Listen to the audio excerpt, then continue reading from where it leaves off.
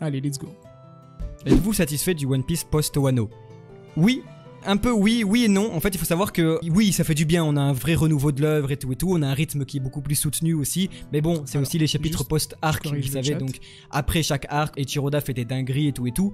Par contre, le truc, c'est que j'ai été dégoûté. Et c'est pas une blague, en fait, mais c'est ma période sombre. C'est ma période sombre. Mais c'est pour beaucoup de fans aussi. Hein. Donc, c'est toute la période One Piece Red. Qui est pour moi un désastre. Mais un désastre. C'est catastrophique. Ça, putain, ça m'a... c'est chiant. Post-Wano, on va dire que tout ce qui s'est passé avec Shanks là, c'était pas réussi, c'était forcé. J'ai eu plein de retours aussi de fans et tout, qu'on était là en mode mais... Ah, c'est horrible. L'intervention de Shanks après Wano Kuni, elle est immonde. Elle est extrêmement mal faite, elle n'a pas sa place là. Le découpage, il est dégueulasse. On me fera pas croire que, vous savez, on n'a pas compris. On était... Alors, je mets un petit...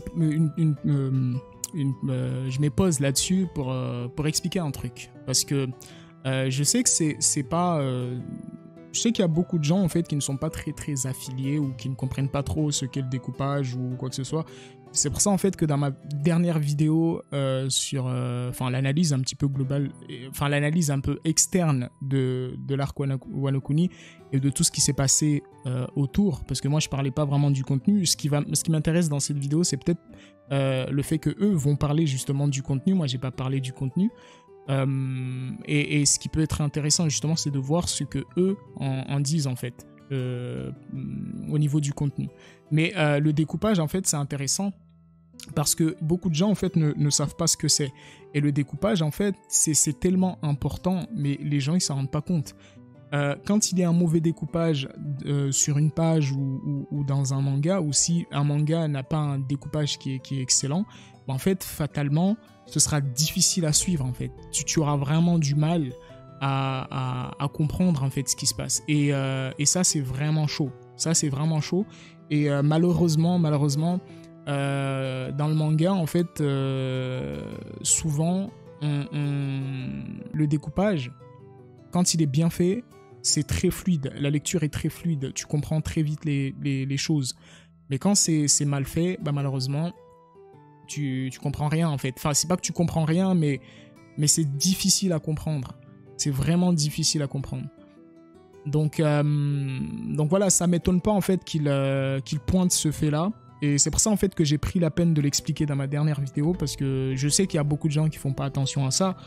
Après, je peux comprendre, mais ceux qui font attention à ce type de détails, très vite, tu te rends compte qu'il y a quelque chose qui ne va pas. T'es là en mode... Mais du coup, Marco, il a pas dit au revoir à Luffy, il a pas remercié alors que c'était ultra important, c'était un des trucs les bails les plus importants depuis Zo, où Luffy il avait dit qu'elle allait remercier Marco de l'avoir sauvé à Marineford. Et aussi pareil pour Yamato. Du coup, pourquoi elle fait chier tout le monde en disant qu'elle va les rejoindre, et juste après, au chapitre d'après, elle est là en mode non en fait je vous rejoins pas, MD. Mais j'adore, franchement j'adore déjà, parce que là les termes ils sont, ok, les termes ils sont. Il y en a peut-être qui vont utiliser le contre-argument en disant oui mais en fait ce n'est pas obligatoire que Oda nous expose en clair ces éléments là, si c'est fait en off-screen on s'en fout. Sauf que le problème c'est qu'il y a des éléments qu'on peut mettre en off-screen et d'autres on ne peut pas. Par exemple, l'histoire avec Marco, il faut savoir qu'il y a eu tout un cheminement en fait pour aller récupérer Marco. Et Marco, d'ailleurs, bizarrement, Marco quand il arrive à Onigashima, il fait des actions, mais Marco, on l'a pas senti tant que ça. Je pense qu'on sera d'accord là-dessus. On l'a pas senti tant que ça.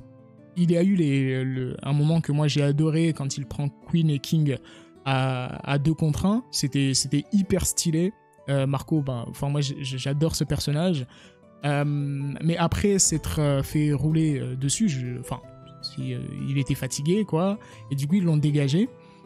Et après ça en fait, il a aidé, je crois Zoro. Enfin ça je crois que c'était avant. Il a aidé Zoro à monter sur le toit avant de se prendre Queen et King. Et après ça, il fait quelques actions et après il disparaît en fait. Et après il disparaît totalement. Pourtant c'est un personnage, et il faut savoir que c'est Marco qui introduit Wano Kuni au chapitre 909. Donc voilà, moi je pense que quand tu vas aller chercher un personnage comme ça, c'est pour lui donner quand même un très gros rôle dans le scénario, le mettre un peu plus en avant, lui donner des vrais combats qui sont satisfaisants. Mais là, en fait, à part le coup de pied, à part les quelques éléments, les quelques apparitions de Marco, globalement, on l'a pas vu, Marco. J'espère que là, je n'apprends rien aux gens. On est d'accord là-dessus. Je pense que là-dessus, on est d'accord. Pourtant, j'adore Marco. Mais j'ai été déçu en fait par son rendement en fait finalement à Onigashima. Il a pas apporté tant que ça.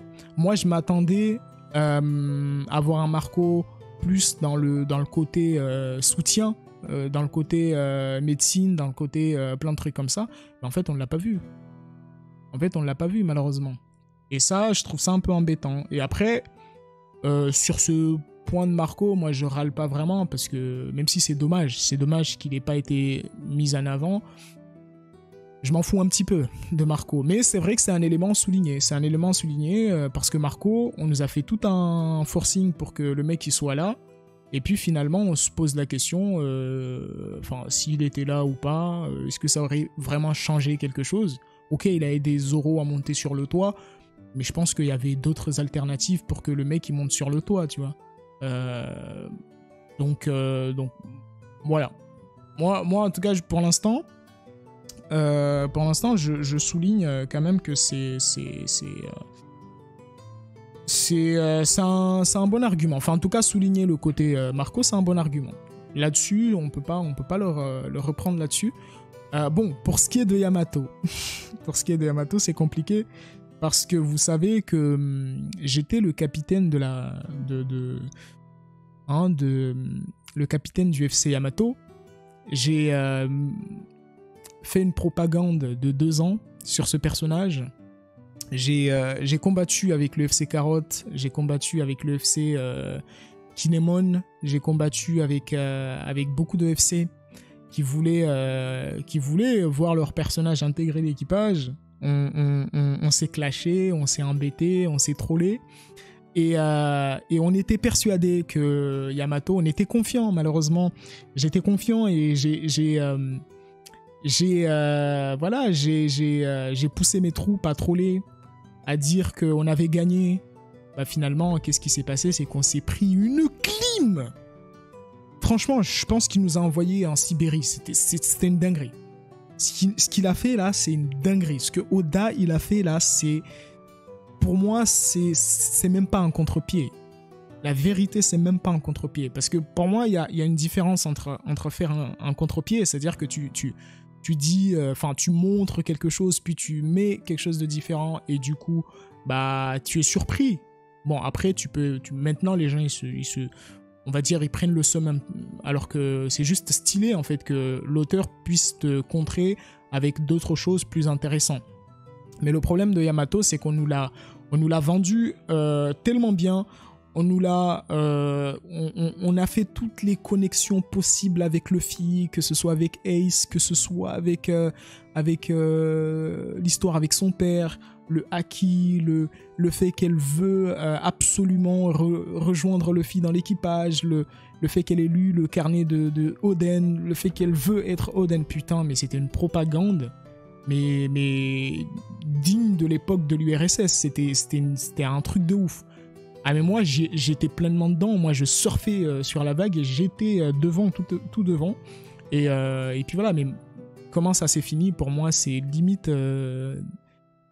c'est même pas limite, c'est du foutage de gueule. Je vais pas dire que c'est limite, c'est clairement du foutage de gueule. Pendant 2 ans tu hypes les gens sur ce personnage là, tout le marketing derrière, même les goodies qui sortent, t'as Yamato dedans avec les Mugiwara, tu comprends même pas pourquoi. Je dis mais pourquoi vous faites ce choix là ? Et puis tu termines un truc comme ça. Non, je vous le dis très honnêtement, pour moi c'est pas un contre-pied, c'est du foutage de gueule, c'est n'importe quoi. J'ai pas compris pourquoi Oda il a reculé sur Yamato. Je pense peut-être qu'il s'est rendu compte de quelque chose que nous on s'est pas rendu compte. Peut-être que dès le départ il avait vraiment prévu de la faire monter sur le bateau, mais peut-être qu'il y aurait eu un questionnement sur la puissance en fait, parce que faut se le dire, Yamato et Sanji, je pense que Yamato foudroie Sanji. Quand je dis foudroie, il y aura un beau combat, mais je pense que finalement, Yamato gagne. Le problème, c'est que ça se discute même au niveau de Zoro, en fait. Ça se discute même au niveau de Zoro. C'est que si elle rentre dans l'équipage, il y a même Zoro qui est remis en question, tu vois, au niveau de la puissance. Et la logique des choses, et la logique du shonen, il faut qu'il y ait une espèce de hiérarchie, il faut que chacun ait son petit personnage préféré, etc. Et je pense qu'effectivement, cette discussion de la puissance a peut-être fait reculer un petit peu Yamato, parce que... Enfin, Oda au niveau de Yamato, parce que peut-être elle était un peu trop forte. Je pense. Ça, c'est mon hypothèse aujourd'hui. Je pense que c'est un des éléments qui a fait que Oda, il a un petit peu reculé. Donc, ce que dit là, encore une fois, le Mon Corvo est très pertinent. Ce qu'ils ont fait avec Yamato, c'est n'importe quoi. C'est pas du respect, ça. C'est pas du respect. Et je dirais comme l'autre là, ça c'est du respect, mon garçon. Ça c'est du respect. C'est pas du respect pour moi. C'est n'importe quoi. Vendre pour vendre des t-shirts, moi ça ne m'intéresse pas. Donc voilà, on poursuit. D'ailleurs, c'était trop mal écrit. Et du coup, on me fera pas croire que Oda il a juste merdé et que l'éditeur, les tantos, c'est leur métier. Ils ont vu la réaction des Japonais, la réaction à l'international. Les gens, ils ont dit, mais frère, qu'est-ce que t'as bâclé ta fin juste pour One Piece Red? Et du coup, il a mis un flashback dans le chapitre 1059, hein, je sais pas si vous vous rappelez. Hein. Rien à voir pourtant, dans le même chapitre, on était sur l'île des Kuja avec Amazon Lily et Barbe Noire qui casse la gueule à tout le monde. Et juste avant, on a Marco qui est là en mode oui, en fait, haha, Luffy, t'inquiète pas, merci, super cool. Et Yamato, non, en fait, je vous rejoins pas et tout. C'était ultra forcé, le découpage il est minable, c'est pas du tout de Eiichiro Oda, hein. Ce n'est pas du Eiichiro Oda, je ne comprends pas du tout cette fin d'arc. Tu sais, je suis mal placé quand même pour dire Mon Corvo qu'ils sont durs, parce que moi aussi je suis très dur, c'est vrai. Moi aussi dans mes réactions, dans mes analyses sur One Piece et sur ce qui ne va pas, je suis aussi très dur. Mais à les écouter comme ça, je comprends que ça doit être dur pour les personnes, on va dire, qui n'ont pas spécialement de problème. Parce que c'est ça aussi qu'il faut comprendre, c'est que nous qui critiquons, on va dire, One Piece, enfin, pas qui critiquons One Piece, mais qui critiquons ce qui ne va pas, que ce soit du côté des Eiichiro Oda ou que ce soit dans le manga en lui-même, on comprend aussi qu'il y ait des gens qui surkiffent totalement et qui n'ont aucun problème avec ça. Et nous, en fait, ça, on le conçoit parfaitement. Et moi, en tout cas, personnellement, je vais pas à l'encontre de ça. Moi, je conçois clairement qu'il y ait des gens qui surkiffent.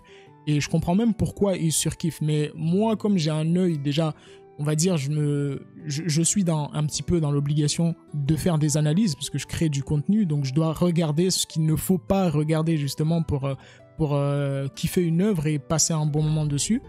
Et c'est ça en fait qui est problématique avec nous, je dirais, c'est que comme on est obligé de produire du contenu, donc on est obligé de faire de l'analyse pour montrer aux gens ce que eux ne vont pas faire forcément, ils pourraient tous le faire, mais comme nous on est dans cette position-là, on voit les défauts. Là où les gens qui ne produisent pas spécialement de contenu, ils s'en foutent et regardent juste comme ça, de manière classique. Et ça, moi, ça me dérange pas. Mais après, nous, comme on est obligé de produire cette analyse-là, parfois on se retrouve dans des sauces, enfin c'est même pas parfois, c'est constamment on se retrouve dans des sauces et puis voilà. Mais c'est dur, c'est vrai, je conçois qu'à l'entendre et surtout quand on kiffe, et surtout quand on a kiffé Onigashima ou Wano Kuni, c'est dur, c'est très dur, mais je peux pas leur jeter la pierre parce que je me retrouve clairement dedans. Allez, on poursuit. Et on voit que tout est corrélé pour faire la promotion d'un film qui est encore plus catastrophique et plus pitoyable que cette fin de Wano Kuni qui m'a dégoûté. Ça m'a dégoûté. J'ai le seum, j'ai le démon. Si vous voulez qu'on parle sans langue de bois, et ben on va le dire. On va dire le nombre d'échecs sur Onigashima qu'il y a eu. La tristesse de cette fin d'arc. Tout ce build-up de Kaido qui était un des meilleurs antagonistes de One Piece pour arriver à une telle déception. C'était nul. Il y avait un manque de rythme sur Onigashima. L'issue du combat, en plus d'être illogique, elle est catastrophique. On ne voulait pas ça, personne ne voulait une telle sorte, on ne voulait pas un tel traitement pour un empereur. Surtout 2 empereurs. Ah voilà les gars, voilà. Là, ils ont lâché un mot important. Et ça, c'est un point par contre que j'ai voulu appuyer dans ma vidéo, même si, comme je l'ai dit, moi, mon but n'était pas de rentrer dans le contenu. Et c'est pour ça que j'aime bien ce qu'ils font là, parce que eux, ils rentrent dans le contenu. Moi, je voulais pas rentrer dedans. Mais j'ai dit une phrase dans ma vidéo, justement, où je disais que ce qui était le plus choquant, en fait, dans cet arc, c'est de se dire qu'il y avait 2 Yonko. Il y avait 2 putains de Yonko. Enfin, je ne sais pas si les gens ils s'en rendent compte de ce que ça veut dire dans One Piece être un Yonko. Moi, quand j'entends le mot Yonko, en fait, déjà, il faut savoir que moi, le mot Yonko, à chaque fois que je l'entends, ça me renvoie automatiquement en Barbe Blanche. C'est ça, en fait, que ça me renvoie à chaque fois. Dès que j'entends Yonko, c'est Barbe Blanche que je vois. Parce que c'est le premier qui nous a été montré. Et on sera tous unanimes ici pour dire que Barbe Blanche, ça, c'est un Yonko, tu vois. Ça, c'est une légende. Ça, c'est un monstre de puissance. On est tous d'accord pour dire ça. Que Kaido, Barbe Blanche, il a fait un vrai boulot. Il a montré ce que tout fan qui adore et qui aime la puissance, qui aime la prestance, le charisme, le leadership d'un grand, d'un grand personnage, bah c'est Barbe Blanche, quoi. C'est Barbe Blanche. Le mec, déjà, quand il débarque à Marineford avec le Moby Dick, le mec, il s'érige en chef de guerre. Il est là, il observe le champ de bataille, il fout une pression monstre au camp adverse parce qu'ils savent que ce mec-là, quand il va se déployer, bah, il va les fumer. Et ils étaient tous d'accord avec ça, même ils avaient l'avantage de la force militaire, l'avantage de la puissance était de leur côté, mais le seul fait d'avoir ce putain de Yonko de Barbe Blanche en face, Sangoku, lui, il flippait parce que se disait, mais putain, ce mec-là, il détient le titre de l'homme le plus fort du monde. À tout moment, il peut nous foudroyer. Et ça, c'était vrai. À tout moment, Barbe Blanche pouvait les foudroyer. Et c'était pour cette raison-là que l'exécution de Ace, justement, a été retardée un petit peu. Il ne pouvait pas exécuter Ace comme ça, parce que tu exécutes Ace, c'est-à-dire que là, tu donnes la liberté à Barbe Blanche de tous les fumer. Et il ne pouvait pas se permettre de ça. Il fallait que les stratégies se mettent en place petit à petit, que toute la stratégie de guerre qu'avait mis en place Sangoku puisse déjà se déployer. Et après ça, il pouvait commencer l'exécution. C'est pour ça qu'il y a beaucoup de gens qui se demandent, oui, mais pourquoi ils l'ont pas exécuté instant comme ça? Bah, tu peux pas, parce que justement, l'argument de Sangoku qui revenait souvent à Marineford, c'est de dire que bah, ils ont la chance d'avoir Ace, parce que comme ils sont là pour le sauver, Barbe Blanche ne peut pas se déployer à pleine puissance, parce que s'il fait ça, il va tuer Ace, qui est menotté avec des granites marins. En dessous, c'est de l'eau, et les utilisateurs de Fruits du Démon ne peuvent pas nager. Et t'as aussi toute la flotte de Barbe Blanche qui est derrière aussi, qui ne peut pas les mettre en danger parce que son pouvoir est beaucoup trop puissant. Donc ça, c'était intéressant, putain. Ça, c'était vraiment intéressant d'avoir un personnage comme ça qui foutait une pression comme ça. Et au moment où il descend sur le champ de bataille, mais là encore, franchement, moi je me rappelle encore cet OST qui était « Oh putain, Barbe Blanche !» il est enfin en mouvement, mais ah putain, ça me rappelle des souvenirs de fou. Donc pour moi, quand tu me parles de Yonko, c'est ça que je vois, c'est ça que j'entends. Donc moi, je suis étonné, enfin même pas étonné, je suis choqué. Je suis choqué de me dire qu'à Wano Kuni, on a eu 2 Yonko. On a eu 2 Yonko, et en plus 2 Yonko qui n'étaient même pas dans la situation où se trouvait Barbe Blanche. Parce que Barbe Blanche, lui, il avait des vrais gars, il avait des vrais monstres de puissance en face. Il avait vraiment des mecs, les amiraux, les légendes de la marine, t'avais tous les vice-amiraux, Garp, je ne sais quoi, mais... Donc lui, il était vraiment dans une situation qui était très compliquée, avec des gars qui pouvaient vraiment faire quelque chose. Mais là... à Wano Kuni, t'avais qui? Franchement, t'avais qui? C'est ça la vraie question, t'avais qui? Luffy et sa bande de potes? Les fourrons rouges? Où il y avait que Killer et Law et Kid? Bon, après, tu peux compter X-Drake qui trahit après, mais t'avais qui? T'avais pas grand monde, en fait, qui pouvait mettre autant en difficulté de Yonko. Pour moi, ok, le scénario reste cohérent parce que c'est organisé pour, mais quand tu pars dans la logique de base d'un Yonko, il y a quelque chose qui ne va pas. Comment c'est possible que Kaido ait aussi peu de rendement, aussi peu de pression, aussi peu d'impact en fait dans la bataille, parce que c'est ça aussi qui est intéressant. Il faut qu'il ait un impact vraiment réel dans la bataille, une vraie pression, une vraie destruction, mais il ne l'a pas. Il ne l'a pas. Et là, on va même pas parler de Big Mom, parce que déjà, j'ai fait un gros bilan là-dessus sur Big Mom, et franchement, Big Mom, son traitement à Wano Kuni, c'est n'importe quoi. Je pense qu'au total, elle n'a pas plus de 30 pages d'apparition. 30 pages d'apparition sur 148 chapitres. Vous vous rendez compte? Ou sur 148 chapitres, chaque chapitre a une moyenne de 20 pages ou 18 pages. Bah, je sais pas si vous vous rendez compte juste de la dinguerie en fait. Faut se le dire, c'est n'importe quoi. C'est vraiment n'importe quoi. Donc pour le moment, leurs arguments sont bons. Ça, c'est factuel. Leurs arguments sont très très bons. Et pour moi, la plus grosse anomalie de cet arc, c'est le fait qu'il y ait 2 Yonko. Et les 2 Yonko, on les a même pas sentis. Pour moi, ça, c'est inadmissible. C'est vraiment inadmissible. Donc voilà. On poursuit. C'est très intéressant, Putain d'empereur! Mais qu'est-ce qu'il faut dans One Piece pour arrêter les Mugiwara si 2 empereurs ça suffit pas? Alors oui, il y avait une alliance avec des supernovas et tout, mais...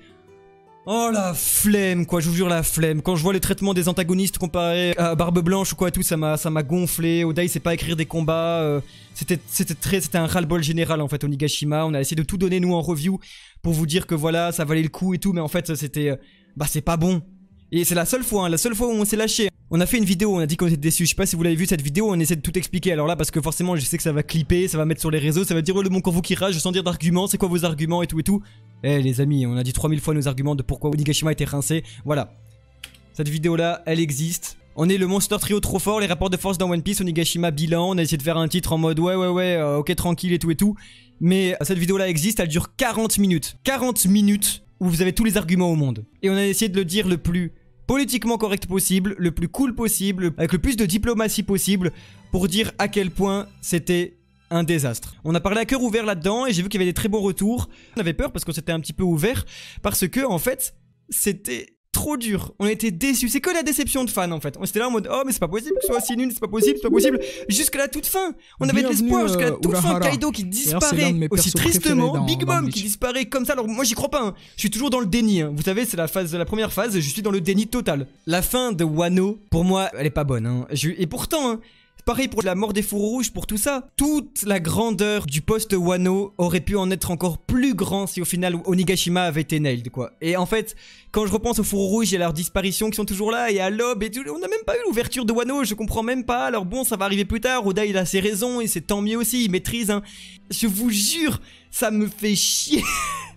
Ça me fait chier, et encore une fois, si je parle fort, si je suis là et tout, c'est parce que, les amis, quand je suis à fond, je parle comme ça, quand je suis déçu, je suis comme ça, c'est la passion qui parle. Excusez mon engouement, mais voilà, je suis dégoûté quand j'ai vu Zoro pouillave King en 2 chapitres, j'étais dégoûté. Quand j'ai vu Luffy donner un gros coup de poing à Kaido pour le faire tomber, j'étais en mode, ah bah super, bah du coup ça va être pareil. Alors, ici, on peut se faire une petite pause pour ajouter d'autres détails. Donc, pour l'instant, nos points de vue sont assez complémentaires. Parce que, bon, moi, en fait, ce que je fais, c'est que je rentre un peu plus dans les détails de ce que eux... parce que là, en fait, bon, ce que je trouve un peu dommage, c'est qu'ils donnent des bons arguments, mais ils donnent plus leur ressenti et comment ils ont vécu la chose. Mais il faut vraiment rentrer dans les détails pour comprendre. En fait, déjà, dites-vous un truc. Dites-vous un truc, c'est que concrètement, parce que j'avais fait une petite analyse, enfin bon, pour vous dire, je préparais une vidéo sur le bilan des calamités. Et le problème, c'est que cette vidéo-là, une fois que j'ai fini de l'écrire, elle durait un truc comme 2 heures. J'ai pas le temps de sortir une vidéo de 2 heures. Et en fait, moi, mon analyse, parce que c'est comme ça que je fais mes analyses de vidéos ou même de chapitres. Enfin, surtout si j'analyse un personnage, moi j'aime bien remonter jusqu'à la première fois qu'il apparaît. Donc je suis remonté jusqu'à l'apparition de Jack à Zo, en gros pour suivre tout le parcours, pour voir ce qui était exposé concrètement, etc., etc. Bon, pour vous donner un petit peu ma conclusion des calamités, Jack c'est le meilleur, On peut me dire oui, Jack la fraude, etc. Ceux qui disent que Jack est une fraude, vous avez rien compris. Je vous assure que vous avez rien compris. Jack, il faut vous dire juste une chose, c'est que c'est Jack qui donne de la légitimité à l'équipage de Kaido.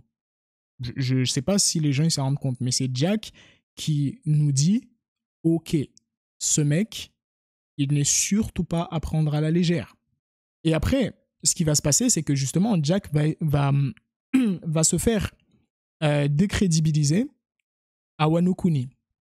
Et en fait, ce qui est intéressant, c'est qu'au moment où Jack se fait humilier un petit peu par Queen et King, on était personnellement choqués. Moi, j'étais choqué parce que je me dis, mais waouh, le Jack là qu'on a vu qui a fait un boulot à Zo, il se fait humilier par King et Queen, c'est-à-dire que eux, niveau puissance, et ce qu'ils prévoient de faire par après, mais c'est une dinguerie.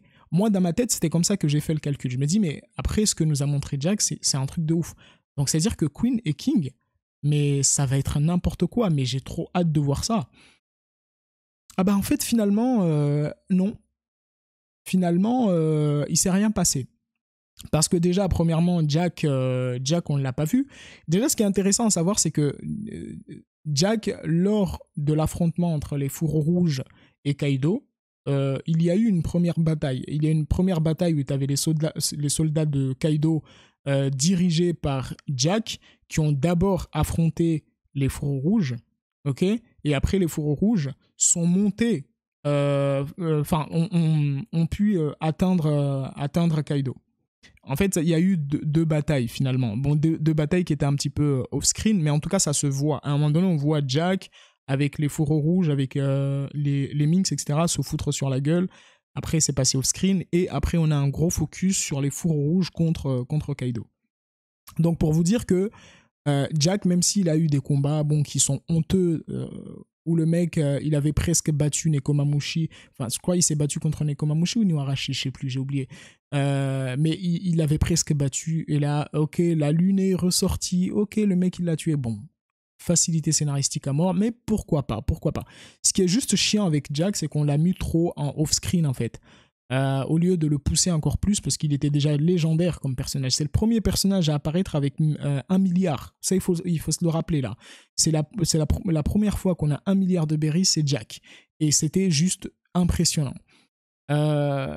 Pour les autres calamités, comme je vous ai dit, une fois que tu te bases sur ce qu'a produit Jack, tu t'attends à ce que King et Queen soient au niveau. Sauf que il se passe absolument rien. Il ne se passe absolument rien. Queen, c'est n'importe quoi. C'est un personnage gag qui n'apporte rien, qui est inintéressant, alors qu'il a un background de fou. Un background de fou parce que le mec, il a fait partie des Mads, il a bossé avec le docteur, enfin pas le docteur, je sais pas s'il a bossé avec le docteur Vegapunk, mais je sais en tout cas qu'il a bossé avec Judge Vinsmoke. Il a un passif il a des connaissances avec les Lunaria, il a des connaissances sur les pouvoirs de Sanji. Mais le mec, au moment de nous dévoiler, de nous expliquer tout ça, le mec, il dit à Sanji, je m'en bats les couilles, je te dirai rien. Ça ne m'intéresse pas. Mais putain, déjà, ça, c'est le premier point où Queen, c'est une blague, en fait, le mec. Et Yana, ils défendent Queen en disant, oui, mais c'est son personnage, justement, c'est ce côté rondouillé, le mec, il danse, il prend pas au sérieux, il rigole, un truc comme ça, et c'est ce qui l'a fait perdre. Non. En fait, ce qu'il a fait perdre, c'est qu'il a rien foutu. C'est ça la réalité, c'est qu'il a rien foutu. Et au moment où il pouvait vraiment faire du mal à Sanji, regardez ce qui se passe. Le mec, il se tire un missile dans le cul.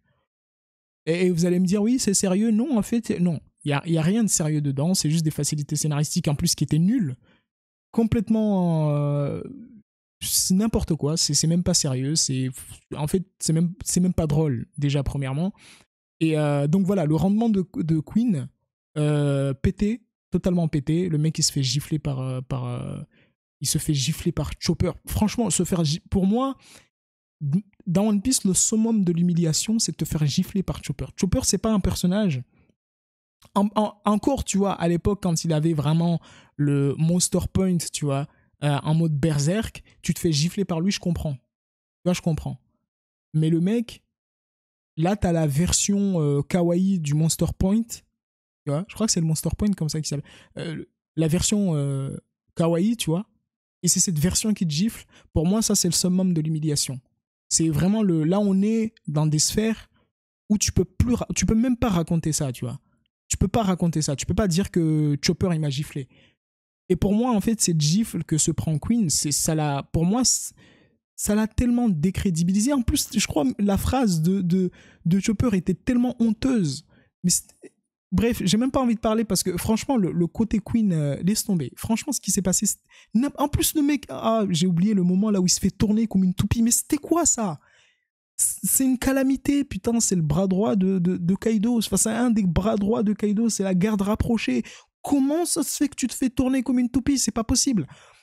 Bon, mettons Queen de côté. Comme je vous ai dit, il n'y a pas grand chose à dire sur lui parce que même le moment où il avait l'avantage, il fait n'importe quoi. Et je vous raconte même pas comment il a perdu, vous le savez. Le mec, il a perdu parce qu'il s'est fait distraire par une fille.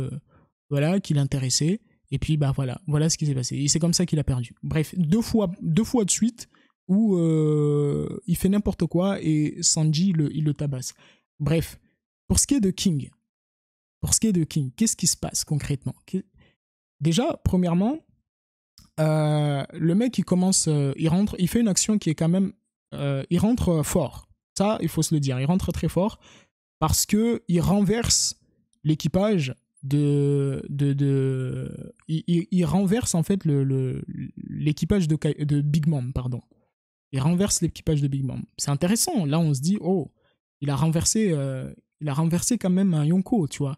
Là, il y a de la crédibilité.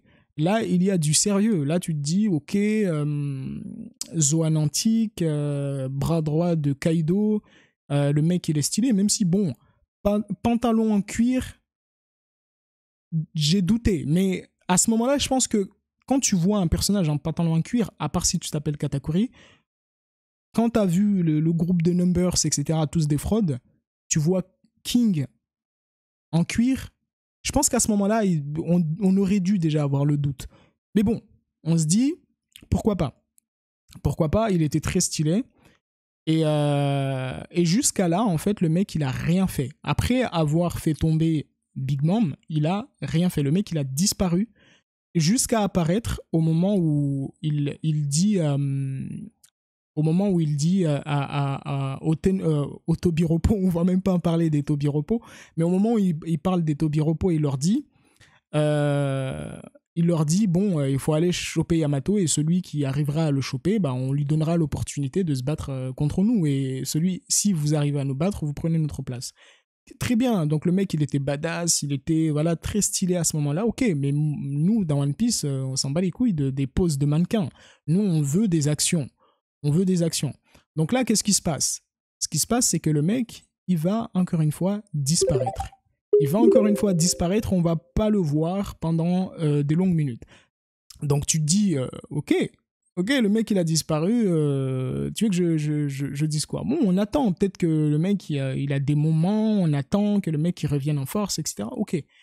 Bon, le mec il apparaît je ne sais combien de chapitres plus tard. Donc là, bon, je vous passe un petit peu les détails. Il y a Marco qui débarque et on se retrouve avec cette scène qui était mythique, intéressant, parce que là ça nous a permis un petit peu de voir le niveau de Marco. C'était intéressant parce que tu te dis, bon, le mec c'est le bras droit quand même de l'homme le plus fort du monde, donc s'il est pas capable de prendre deux calamités de Kaido en même temps, tu vois, ça aurait été chelou. Donc c'était intéressant cette action, même si moi j'ai trouvé que même si Queen et King ils se sont fait bien, ils ont bien pris, il leur a bien mis des coups qui étaient super stylés, ils ont pas perdu en crédibilité parce que c'est Marco, donc c'est pourquoi pas. Mais le truc qui va se passer, c'est que après ces actions-là, bah en fait, il se passe plus rien. Tu vois, il se passe plus rien. On le revoit plus, King. Et on va le revoir des années après. Il va affronter Zoro. Bon, déjà, je vous rappelle même pas le nombre d'off-screen qu'il y a eu, le nombre de cuts où pendant je ne sais combien de chapitres on n'a pas vu le combat. Et après, on a eu une période vraiment où ça a accéléré, où c'était vraiment un focus sur leur combat. Je crois que c'était sur 3 chapitres, où c'était vraiment centré sur eux. Il baladait Zoro, ok, très bien. Il avait l'avantage du fait qu'il pouvait voler, Zoro il ne le pouvait pas. Il décide de lui-même de descendre au niveau de Zoro pour le combattre d'égal à égal. Mais tu te dis, mais mais pourquoi tu fais ça en fait? Mais là, on est dans une guerre. À quel moment à quel moment cette action elle est cohérente? Mais pourquoi pas? Bah, en tout cas, ce qu'il faut savoir, c'est que c'est cette action-là qui a fait que King, justement, a perdu. C'est cette action-là, justement, qui a sonné la chute de King. Et le mec, ce qui est encore plus fou, c'est que là, je viens de vous citer les apparitions de King. Le mec, il se fait battre en moins de... Allez, si on totalise et qu'on enlève les chapitres où ils apparaissaient, où on voyait leur combat, mais après, il y avait une transition vers d'autres éléments, allez, on peut dire que Grand Max, il y a eu 4-5 chapitres sur eux, tu vois. Et après, le combat s'est conclu sur un move de Zoro, mais même aujourd'hui, j'ai du mal à l'accepter, en fait. Pour moi, j'ai jamais vu un forcing pareil. Genre, Zoro, t'as Enma depuis des lustres, mais genre, t'as jamais fait le rapport avec le vieux que t'avais rencontré. Genre, pile au moment où t'es en difficulté, tu te rappelles de ça, et là, tu te rappelles que, oui, merde, le Seigneur des Enfers. Ah, mais je peux, si, je peux l'éveiller. Et là, bah, il l'éveille et il fume King en 2-2. Et là, tu dis, merde. Putain, c'est vraiment ce qui s'est passé, genre. Genre, moi, franchement, j'étais perdu, j'ai pas compris. J'ai dit, mais attends. Genre, c'est tout. C'est tout. Là, c'est tout. Putain, c'est tout. Il y a plus rien, là. Le mec, il est tombé. Mais en fait, là, j'ai pas compris. Donc, tout ça pour conclure là-dessus, sur ce passage-là, sur les calamités, pour vous dire que ce qui s'est passé avec les calamités, c'est une dinguerie. Pour moi, j'ai jamais vu ça. J'ai jamais vu ça, en fait, dans un manga. Très honnêtement. Et j'en ai lu beaucoup des mangas. J'ai vu beaucoup d'animés. J'en ai vu des choses, on va dire comme ça. Mais cette manière de gérer des personnages importants, j'ai jamais vu ça. J'ai pas compris, genre. Aujourd'hui, j'ai compris pourquoi ça s'est fait comme ça, parce que j'ai fait ma petite enquête. J'ai compris pourquoi il y a eu autant de rush. Apparemment, Oda, il avait pas de temps. Sauf que le problème, c'est que cette excuse... Enfin, même si c'est factuel que le mec, il avait pas de temps, tu ne peux pas utiliser cet argument pour la seule et bonne raison que l'arc a duré 4 ans. Et tu peux pas. Même si effectivement tu n'avais pas le temps, tu ne peux pas dire je n'avais pas le temps parce que l'arc a duré 4 ans. Et quand on regarde dans cet arc, bah finalement, on est très mitigé parce que il n'y a pas grand chose à bouffer en fait. Il n'y a pas grand chose à bouffer. Et c'est pour ça en fait que je vous ai choisi aussi le trade de Young Cap. Parce que ce trade va nous permettre de revoir toutes les révélations, apparemment les révélations de Wano Kuni, et vous allez voir concrètement ce que cet arc nous a apporté. Et là, je pense que vous allez être surpris. Mais bon, on poursuit la vidéo, et là, je vais laisser un petit peu dérouler parce que j'ai pas mal parlé, et je pense que j'ai répondu à pas mal de points qu'ils vont peut-être évoquer, et puis voilà. Donc on poursuit. Pareil pour Barbe Noire ça va être non, je veux rêver, que tu peux rêver, parce que les rêves des hommes n'ont pas de fin, endors-toi, tu peux dormir. Et lui va être là comme ça, Barbe Noire, quoi? Dormir, c'est possible en fait? Masaka, il a raison. Et voilà, Barbe Noire, il va perdre avec un gros coup de poing. J'ai le seum au bout d'un moment. Et quand on dit que j'ai le seum, c'est parce que C'est honnête, c'est le fan qui parle et qui se dit putain ça fait 25 ans Oda, je t'adore, je te suis toutes les semaines, j'ai toujours été là de ton côté et tout, mais aide-moi au bout d'un moment. Parce que je pense que la première responsabilité pour un auteur après 25 ans d'édition et de parution et tout, c'est de se réinventer. Je trouve que pour tous ses concurrents, pour tous les autres mangaka, pour tous les gens et tout, je trouve ça injuste de voir un homme qui se réinvente pas plus que ça quoi. Ça reste très classique One Piece et c'est génial hein. Mais pour le dénouement de la chute de 2 empereurs avec Nika et tout ça et tout, putain, j'étais là en mode, mais... Ah ouais, on fait quand même ça après 25 ans, quoi. Après 25 ans, Kaido tombe de la même façon que Doflamingo, que Rob Lucci, que Ener, que Crocodile, que Arlong.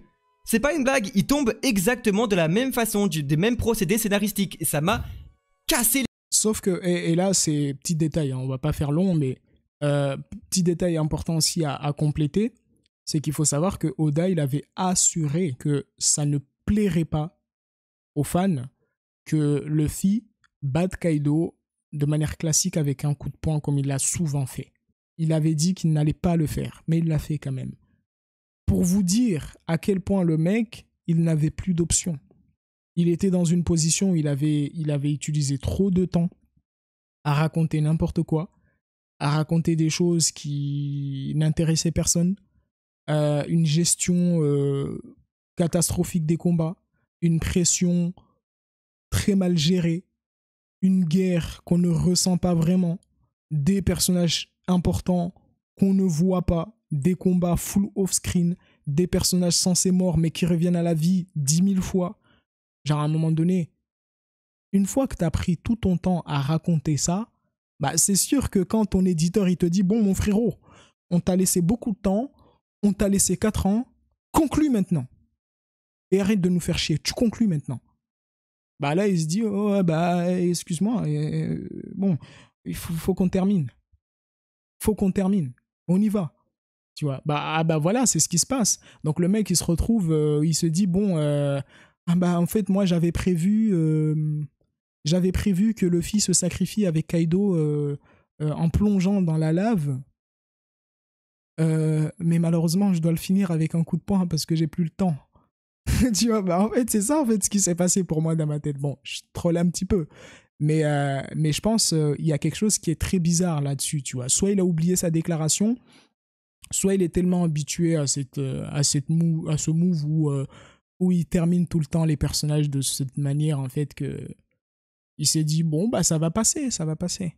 Parce que le mec, peut-être, il a tellement de choses à gérer dans sa vie qu'il avait oublié qu'il avait annoncé que ça allait pas se faire, tu vois. Mais Oda, toi, t'as oublié, mais nous, on t'a pas oublié, mon frérot. On t'a pas oublié. Et c'est pour ça qu'on attrape ta veste aujourd'hui, parce qu'on n'avait pas oublié ta déclaration. On l'avait pas du tout oublié. Au contraire, tu nous avais mis le barreau, parce que t'avais dit, ça va être génial. Quand on va voir la fin de Kaido, vous allez être surpris, parce que ça va être un truc de ouf. Sauf que, bah en fait, au fil des années, t'as oublié, parce que certes, la déclaration date de 2012, mais les fans, depuis 2012, ils attendent cette fin légendaire de Kaido. Mais tu nous l'as pas donné, mon frérot. Et à un moment donné, les fans, ils ont perdu patience. Donc on poursuit. Et les bonbons, je vous jure, sa grand-mère, la Sakazuki, j'étais au bout du rouleau avec Kitaro. Oh, quand même, doucement quand même, au niveau des insultes, là. Oh, on laisse la grand-mère tranquille. On faisait que d'en parler, mais vraiment, parce qu'en même temps c'est notre métier aussi. Mais nous c'était brainstorming sur brainstorming et on se disait mince, crotte de bique. Ça va pas, et je l'ai toujours en travers de la gorge, Wano Kuni. Toujours, quand je vois le magnifique discours de Momonosuke à la fin. Vous êtes témoin de ça, vous êtes témoin de notre amour pour Momonosuke, comment on l'a défendu, comment on est allé à balle sur lui, comment on a... Oh, je le déteste, moi, Momonosuke. Hein. Je vous le dis tout de suite, là, on aura le premier point de contradiction tous les deux. Ah, je le déteste, ce gamin. Je le déteste. Même son discours qui laisse faire foutre. Moi, franchement, Momonosuke, c'est une dinguerie. Je déteste ce personnage. Mais j'ai pas réussi à l'apprécier une seule fois. Franchement, il m'a tellement saoulé. Et pourtant, je comprends tout son background. Je comprends à quel point il y a eu des trucs incroyables autour de lui, son passé, le fait que Kaido l'a maltraité, il n'avait que 8 ans et un truc comme ça. Mais j'ai jamais réussi à accrocher à ce personnage. Il était... il faisait rien. Il était agaçant, il était chiant. Après, tous ces trucs-là, ok, c'est un gamin, donc c'est normal qu'il pleure, etc. Mais En même temps, tu nous mets de la perversité de côté, donc tu vois bien que le mec, il conçoit quand même certaines choses, tu vois. Mais franchement, Momonosuke, qu'il aille se faire foutre. Non, franchement, ce personnage, je l'ai détesté du début jusqu'à la fin. Même si son chara design à la fin est très intéressant et très stylé. Mais,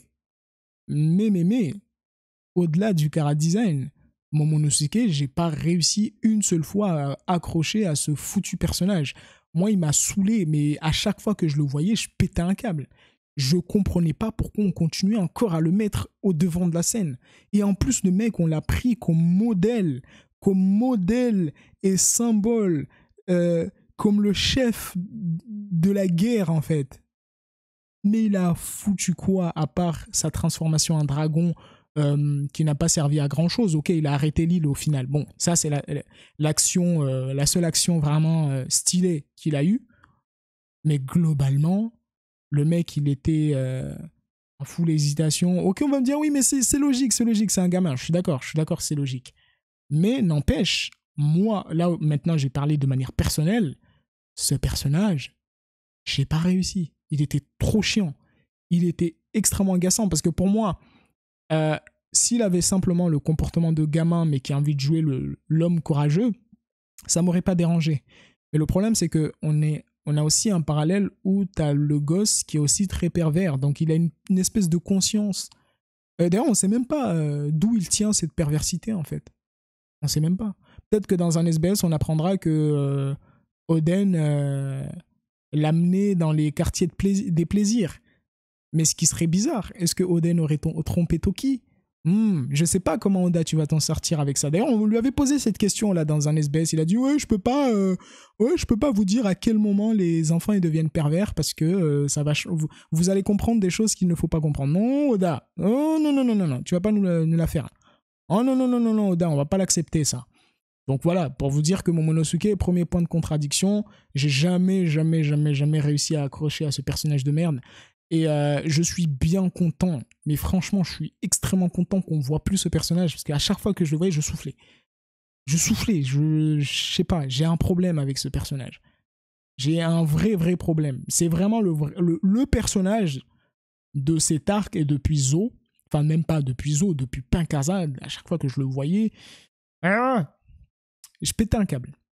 Je me suis forcé pendant presque 6 ans à essayer de voir même plus, parce que je sais même pas Punk Hazard, ça remonte à combien de temps. Je me suis forcé avec ce personnage, donc je suis content aujourd'hui qu'on le voit plus. En plus, la fin. Oh, la fin. Le traumatisme. Oh, le traumatisme. Oh, on va même pas en parler, on va avancer. On a parlé de toute la métaphore du passage vers l'âge adulte et tout, qu'on a défendu ça alors que tout le monde s'en battait les couilles. Tout le monde s'en battait les steaks. Personne voulait qu'on parle de Momonosuke Kuzuki quand c'était juste un pleurnichard qui avait de la morve qui coulait sur son visage. Personne voulait qu'on parle de Momo. On l'a protégé pendant 4 ans. On l'a bichonné, on a écrit des trucs sur lui, sur toute sa poésie, sur les fourreaux rouges, sur sa peur de devenir adulte et toutes ses responsabilités et tout. Et du coup, en fait, j'étais dégoûté qu'à la fin, son discours, il n'ait pas plus de poids au final. Il n'est pas plus de poids que ça alors que c'est le magnifique discours du shogun de Wano. Il est devenu adulte, j'avais envie de... Attention, il a 8 ans. J'étais deg parce que j'étais là en mode... L'argument de merde. Attention, il a 8 ans. Faut pas lui demander non plus d'être Shakespeare. Attention. Oh, là-dessus... je vais le défendre un petit peu, le petit Momo. Ouais, mais il a 8 ans. Ouais, j'utilise exactement l'argument de merde qui est souvent sorti. Oui, mais il a 8 ans. Oui, mais il a 8 ans, mais il comprend très bien qu'une paire de seins, ça se... Il l'a capté. Il l'a capté, donc il y a quelque chose qui s'est connecté dans son cerveau. Ouais, c'est bien l'excuse de... Il a 8 ans, mais il sait que dans la vie, les sens, c'est important. Bizarre. Moi, je dis bizarre. Donc, ok, l'argument, il a 8 ans, pourquoi pas? Moi, je le conçois. Et on peut le défendre là-dessus en disant ouais, le mec il nous a pas sorti un discours digne du major héroïne. Ça aurait été compliqué là par contre. Le mec il envoie ses gars contre le titan bestial. Là ça aurait été bizarre. Donc ouais, 8 ans, pourquoi pas, 8 ans, pourquoi pas. Enfin, là-dessus, on peut le défendre. Moi, je vois pas le problème là-dessus. Je vois pas le problème, le fait qu'il n'ait pas sorti Un discours de guerre. Ok. Bah c'est bien. Bah c'est cool. Voilà. Et je voulais pas que ce soit juste c'est cool. Moi je voulais que les faux rouges ils disparaissent. Je voulais que ce soit ultra touchant. Là on était... Ça m'a fait bizarre de... Je suis dégoûté que Kinemon il ait rien. Je suis dégoûté. C'était un personnage, toute son écriture, toute sa poésie était qu'il résidait dans le passé. La poésie des faux rouges, c'était que c'était des fantômes. Et que lorsque Momonosuke serait adulte, parce que c'est le seul au final qui a rattrapé son âge et tout comme ça, et ben eux ils devaient disparaître. Et comme en plus on nous montrait que c'était dans la nuit Kurozumi, que ça faisait la nuit éternelle de 20 ans avec l'obscurité, avec l'aube nouvelle qui allait arriver, et que Momonosuke en plus il est précisé comme l'aube de ce monde par Yamato, on s'était dit ben tout ça rentre en jeu, c'est une magnifique métaphore, c'est des super belles personnifications de l'espoir et de l'autre côté de l'obscurantisme et tout, et j'étais là, fuck, pourquoi Oda tu fais ça? Pourquoi tu fais les choses à moitié? Pourquoi tu fais pas plus briller tes personnages qui le méritent tant après 4 ans de construction? Et tout le théâtre des illusions, tout ce qu'on a donné, tout ce qu'on a fait, tout, j'étais deg, j'étais super déçu. Le gamin qui avait au fond de moi était super déçu. Je pouvais pas m'empêcher de rêver autre chose pour la fin de Wano. Qui était plus que bâclé, et la présence de Shanks le roux qui n'a aucune putain de raison d'être là si ce n'est pour présenter One Piece Red. Putain! Ah, ça on va en parler, parce que j'ai vu des gens sur Twitter dire oui mais vous croyez vraiment que depuis 2007 que l'arc était prévu, vous croyez vraiment que Oda il avait pas prévu une seule seconde que Shanks allait apparaître à la fin de Wano Kuni, vous y croyez vraiment? Moi je trouve que cet argument de dire qu'il était là pour vendre le film Red, c'est de la merde. Ah bon? Ah bon, sérieusement? Non, franchement, soyons honnêtes, il y a vraiment des gens qui croient que Shanks, il est apparu dans le chapitre, je crois, 1055, parce qu'il était prévu. Genre, le mec, il allait traverser toute la Terre juste pour être à ce moment-là. Genre, c'était prévu, c'était comme ça que Wano Kuni devait se conclure. Non, c'est du foutage de gueule. Soyons quand même très honnêtes, c'est complètement du foutage de gueule. Shanks était là pour vendre le film Red. Le timing était parfait. Le film était prévu et il allait sortir dans les salles japonaises dans quelques jours. Tout était aligné. Oda, il a ramené Shanks à ce moment-là sans aucune raison. En fait, on comprend même pas pourquoi le mec il était là. En fait, on comprend pas. En fait, il était là pourquoi? Genre, il a fait quoi? Il était juste là devant Wano. Mais qui l'a appelé? C'est Marco. Il avait un Dandenmushi, il a dit hey, passe me récupérer frérot. Là j'ai fini mon boulot, on a fini Kaido, passe me récupérer. C'était ça le rôle de Shanks. Il a fait quoi? Et vous allez me dire oui mais il a fait fuir Aramaki. Mais vous croyez vraiment que Shanks savait que Aramaki serait à Wano Kuni, c'est pour ça qu'il est venu pour défendre ses gars? Non, mais franchement les gars, utilisez un petit peu votre cerveau, c'est pas possible. Faites un effort. Non, faut vraiment faire un effort là-dessus quand même. C'est important parce que si vous voyez l'œuvre de cette manière, il y a beaucoup de choses qui se comprennent. Il y a beaucoup de choses qui se comprennent sur la vision des gens de l'œuvre en fait. Ils croient vraiment que Oda, il a un fil rouge qu'il suit à la lettre. En fait, il n'y a pas d'improvisation, il n'y a pas de truc. Alors que ça fait des années qu'on sait que Oda, il a des putains d'improvisations, les gars. Les supernovas, c'est une putain d'improvisation. Il le dit lui-même. Il a été piqué à l'ego. On lui a dit que Luffy n'avait pas de rivaux et l'arc Shabondi, ça allait être de la merde. Le mec, il a été piqué à l'ego. Il a dit ah, tu vas voir les rivaux que je vais créer, je vais te choquer.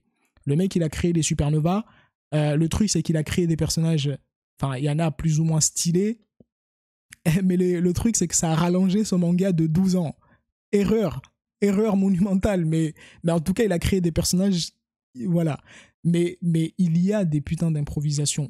Tout l'arc Wano Kuni, je suis prêt à parier que c'est que de l'impro. Il y a beaucoup d'impro. Et je suis choqué. Il y a des éléments qui étaient déjà prévus à la base, qui étaient dans les notes, mais je pense que de manière générale, Oda, il a fait énormément d'impro dans cet arc. En fait, on voit, quand on lit l'arc, on voit clairement qu'il n'y a pas un fil rouge, en fait. Il n'y a pas un fil rouge. Les éléments ne sont pas linéaires. Ça part dans tous les sens. Il n'y avait pas une ligne directrice. Ça se voit. Tu lis, tu le vois, tu le comprends. C'est en clair. Ça, c'est pas, il faut pas être intelligent pour le voir. Lisez, vous comprendrez. Donc pour moi, venir me dire aujourd'hui que Shanks était prévu depuis des années d'apparaître à ce moment-là, déjà première question, il a fait quoi? Il a fait quoi? Il a chassé Ryukugyu? Très bien. Est-ce qu'il savait que Ryukugyu allait être là? Non, il ne le savait pas. Il ne le savait pas. Et si Ryukugyu n'était pas à Wano Kuni, et que lui, il était à cette place-là, à ce moment-là, il aurait servi à quoi? Je vous pose la question, il aurait servi à quoi? À rien du tout. À rien du tout. Donc Shanks n'était pas prévu. Preuve encore qui démontre que Shanks était là que pour vendre son film. On voit Uta dans une espèce de case. À un moment donné, il ne faut pas déconner. On voit très bien que Shanks, il était là pour vendre son film. Shanks devait apparaître pour rafraîchir la mémoire aux fans. Le personnage en ombre qui était Uta permettait aux lecteurs qui ne suivent pas trop l'actualité des films de se questionner c'est qui ce personnage. Ah ça c'est Uta, le film One Piece qui va sortir bientôt. Bien sûr que c'était prévu. Bien sûr que Shanks était là pour vendre son film. Faut pas déconner. Shanks c'était le promoteur des disques de Uta. Uta aujourd'hui est single d'or au Japon. C'est un fait. Elle fait des concerts aujourd'hui. C'est un vocaloïde, c'est un hologramme aujourd'hui. Uta fait des concerts et son promoteur c'est Shanks. Et il l'a fait. Et il a fait sa promotion dans le chapitre 1055, je crois. Donc faut pas déconner, Shanks était là pour vendre son film. Ça c'est un fait. Faut pas commencer à parler chinois et inventer des trucs. C'est la réalité, c'est factuel. Tu ne peux pas discuter de ça. On ne peut pas discuter de ça. Il faut arrêter ça. Moi, ce que j'ai vu des gens qui essaient de défendre. Non, Shanks était là pour faire sa promo. Il l'a fait. Très bien, passons à autre chose, mais il ne faut pas renier ce fait, moi je m'en fous. Enfin, même si dès qu'on l'a vu, c'était bizarre, mais ça m'a gêné, mais à la limite, je m'en fous, tu vois. Mais c'est la première fois que j'ai vu dans un manga un auteur faire ça. Je me demande si Oda il n'est pas...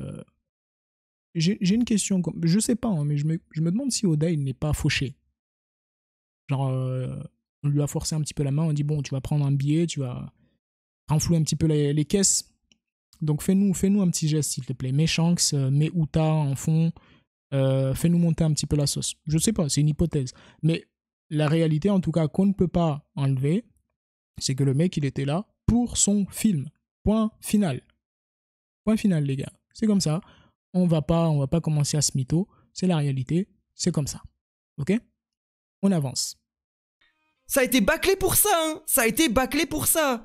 Il a donné 3000 ans à des smiles dégueulasses, Hamlet, je sais pas quoi, des hommes girafes là, juste pour après bâcler la défaite de Kaido pour qu'il y ait d'un coup Shanks qui arrive et qui dise « C'est une nouvelle ère, putain, c'est une nouvelle ère, allez voir mon film, merde !»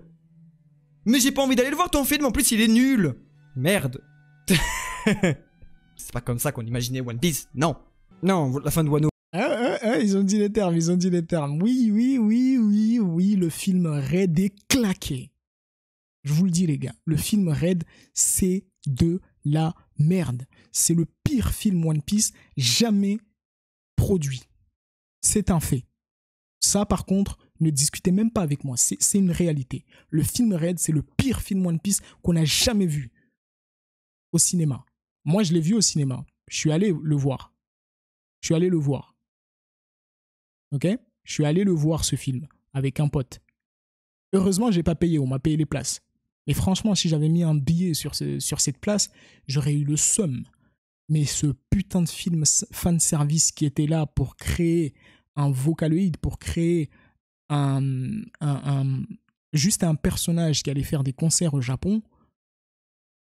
Moi, je ne discute même pas du côté musical en fait. Du côté que c'était juste une espèce de je sais même pas, c'était un concert pour moi ce film. C'était un concert. Moi, c'est même pas ce côté-là parce qu'on était prévu. On était prévenus en fait. On savait que ce film-là allait parler de chansons, allait parler de plein de trucs. Donc là-dessus, c'est pas ce qui me gêne en soi. Moi, ce qui me gêne, c'est le scénario qui est nul. C'est le personnage qui est agaçant. C'est le nombre de personnages qu'on a ramenés qui ne servent à rien du tout, qui n'ont pas fait d'action super intéressant. Shanks, il a eu quoi? Grand max... son introduction en fait son apparition dans ce film est catastrophique. On va même pas parler de son rendement, c'est nul. Ceux qui ont trouvé ce film génial, c'est que vraiment il vous en faut peu en fait pour être aussi stimulé. Moi je ne comprends pas comment on peut être stimulé avec une merde pareille. Si c'est une réalité, c'est de la merde. Moi je l'ai vu, s'il y avait pas l'ambiance du cinéma, ce film-là, je me serais endormi. D'ailleurs j'ai tendance comme ça à m'endormir devant les films merdiques.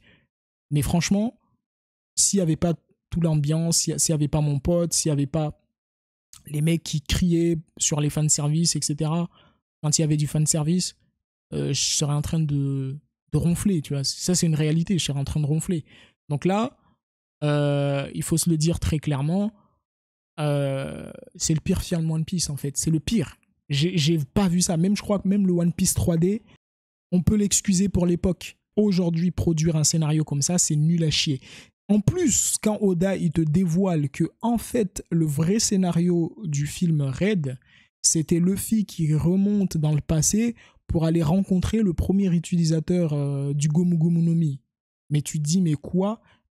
Genre vous avez enlevé ce scénario et vous avez pris le scénario de Uta juste pour avoir une star qui va faire des concerts au Japon? Moi je dis bravo. Pour moi, c'est de l'art. À ce niveau-là, c'est de l'art. Je m'incline. Je m'incline parce que je comprends tout le côté business derrière, quitte à produire un film de merde, mais il faut récupérer cette audience énorme que fait One Piece, récupérer ses fans pour construire une fanbase autour de Uta, pour en faire une star virtuelle, okay, qui va vendre des milliers d'albums. Et c'est ce qui se passe justement maintenant au Japon. Et là, ils font des interviews. Ils ramènent Oda pour faire une interview sur le film Red. Et après, on me dit, Oda, il n'a pas le temps. Mais Oda, qu'est-ce que tu vas aller foutre à faire des interviews pour parler du film Red? Et après, on nous ment en disant que tu l'as supervisé. Frérot, on t'a peut-être demandé de dessiner quelques personnages. Ou de dessiner Uta à la limite. Mais frérot, qu'on soit clair, tu n'as rien supervisé dans ce film. C'est une réalité. C'est des mensonges, c'est pas possible. Donc voilà, donc juste pour dire que c'est le pire film. Et là-dessus, on sera tous d'accord que Shanks c'était juste un putain de promoteur et il a bien vendu son film. Je l'ai en travers de la gorge bien sale, bien propre, bien puissante. Hein. Vraiment, je suis dégoûté. Kaido là... Putain, de pas réussir à faire une BRUM like là, sans déconner quoi, on a ça. Oh là là, je suis reparti. Vous l'avez vu comme je suis reparti. Oh là là, j'y retourné là, mais faut pas. Non, mais ça m'a gonflé. Hein. Non mais voilà, c'est juste que quand on parle, c'était l'argument qu'on sortait dans la vidéo que je vous disais juste avant. C'était au final l'étrange sensation de se référer toujours à l'arc des Chimera Ant chez Hunter x Hunter. Quand on parle, je suis désolé, de l'assaut d'un palais, d'un empereur, de la créature invincible du manga qu'on écrit. Et au final, dans Hunter x Hunter, alors qu'on a quelque chose de beaucoup plus terre à terre et d'une difficulté énorme, chez les Chimera Ant, c'était l'angoisse à tous les chapitres. Tous les épisodes, tous les trucs, on se disait c'est incroyable. Et au final, on a la défaite des personnages. On avait la défaite. Et c'est chiant de savoir que les Mugiwara ils roulent sur tout le monde. Là ils arrivent, ils vont chez un empereur. Hein. Ils vont chez lui. Et ils lui roulent dessus. C'est quoi ton île? On va la cramer, allez, casse-toi. C'est quoi tout ton marché? Casse-toi. C'est quoi toute ta puissance? Là t'es invincible. Casse-toi. Quoi, t'as une deuxième personne invincible avec toi, Big Mom, qui règne sur tout un empire et tout, qui est invincible et qui a changé toute la géopolitique du monde en 40 ans? Casse-toi. Voilà. Nous, on est les Mugiwara. Y'a quoi maintenant? Bam, bam, bam. Tu crois quoi? Tu vas me faire perdre une fois, tu vas me faire perdre deux fois, tu vas me faire perdre trois fois. Au final, c'est toi qui vas perdre. Et Tiroda n'arrive pas, dans ses combats, à rendre ses personnages et ses antagonistes plus forts que par l'endurance. Et c'est trop chiant. C'est trop chiant de voir qu'au final, Kaido n'a rien accompli. My man, Kaido n'a rien accompli. Il a tué moins de personnes qu'Arlong. C'est fou de se dire ça, putain. Ça me fait péter les plombs. Au final, Kaido, il s'est juste dit je suis trop fort parce que je bats Luffy une fois, je bats Luffy deux fois, je bats Luffy trois fois, je me fais les faux rouges, je me fais ma propre fille, je me fais Zoro, je me fais l'eau et tout. Mais oui, il est trop fort. Mais en fait... ça ne suffit pas. La dangerosité d'un personnage ne se résume pas juste à son endurance dans un combat. À vaincre sans péril, long triomphe, sans gloire. Voilà, et c'est dommage parce que c'était exactement ça Wano Kuni. Aucun péril, aucune difficulté, aucune angoisse, aucune répercussion. Rien. Rien du tout. Du coup, le discours de Momonosuke à la fin, la victoire et tout, on s'en fout. La gloire, elle est pas là, on s'emmerde. Parce que les personnages, ils sont invincibles. Kinemon, il se fait éclater la tête, puis après il se fait transpercer, puis après il revient et tout, voilà, bon. Voilà, à aucun moment on a eu peur pour les Mugi, c'est exactement ça le problème de tout ça, voilà, c'était très décevant, très décevant. Mais on a quand même perdu 2 fours rouges, mais je vois ce que tu veux dire, mais c'était tellement mal exécuté, enfin je veux dire, quelqu'un en a quelque chose à foutre, je veux dire, ça qui est nul, c'est qu'en plus de ça, il rend leur mort pas intéressante, quoi. Alors que Izo c'est super intéressant comme personnage, il était trop émouvant, et Ashura aussi. Mais du coup on en avait rien à foutre, on les voit même pas mourir, et du coup on sait pas dans One Piece si les personnages y meurent en fait. Sans parler, comme tu vous dis Shinzo, sans parler du médicament miracle Minx pour Zoro et tout, j'en avais marre, putain. Marre quoi. Pourquoi il est mort Ashura Doji? Il est mort dans une explosion. Pourquoi il est mort? Pourquoi Pell est vivant? Pourquoi tout le monde survit à tout dans One Piece, mais pas Ashura Doji? En tout cas, c'est fort. C'est très fort. Donc ouais, moi, franchement, je suis en total soutien des propos. Même si j'ai une petite remarque quand même à faire sur leur réaction, c'est qu'ils ont parlé effectivement avec émotion, ils l'ont totalement assumé. En tout cas, il a parlé avec émotion. Ça manque de faits, mais j'excuse du fait aussi, bon, je me répète, mais du fait aussi qu'ils ont dit qu'ils ont déjà sorti une vidéo là-dessus, où ils expliquaient pourquoi Onigashima, ils trouvaient ça bizarre, etc. Donc, ils ont bien exposé leurs arguments, etc. Donc, là-dessus, pourquoi pas.